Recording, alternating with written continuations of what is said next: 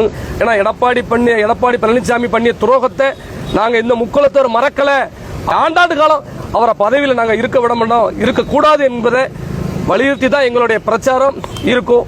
அதற்கு தடை போட்டு எல்லாருமே வந்து நியாயம் பேசினாலும் அதையும் நாங்க விட மாட்டோம் அப்படிங்கிறது தெரிவிச்சுக்கிட்டோம். ஏன்னா எல்லாரும் வருவாங்க, இனிமேதான் நாங்க முக்குளத்தோர், நான் தேவமாறு அப்படின்னு சொல்லலாம் வருவாங்க, ஓட்டு கேட்டு வருவாங்க. எங்க மக்கள் அவங்கள நம்ப தயாரா இல்லை. நாங்க பிஜேபியும் அதிமுகவையும் ஒரே கட்சி தான், எடப்பாடி பழனிசாமியோட கட்சி தான் பிஜேபி. இப்ப இருக்கிற பிஜேபி வந்து எடப்பாடி பழனிசாமியோட கட்சி, புரியுதா உங்களுக்கு? அதனால அவங்களையும் நாங்க எடப்பாடி பழனிசாமியோட ஆளா தான் நாங்க பார்ப்போம். அதனால என்னுடைய மக்கள் வந்து முழு நம்பிக்கையோடு இருக்காங்க. சாத்தூர் தொகுதியில் எஸ் ராஜா ஜெயிச்சு வருவாரு, தமிழகம் முழு நம்ம மக்களை பாதுகாப்பாரு. நான் எனக்கு அதிகாரம் கிடைக்கும் பொழுது கண்டிப்பான முறையில் அனைத்து சமூக மக்களையும் நான் பாதுகாப்பேன்னு சொல்லி இந்த நேரத்தில் தெரிவிச்சுக்கிட்டேன். கண்டிப்பான முறையில் சாத்தூர் தொகுதிக்கான அத்தனை விஷயங்களையும் நாங்கள் வச்சிருக்கிறோம். இந்த மக்களுடைய கோரிக்கைகளை நிறைவேற்றுவேன்.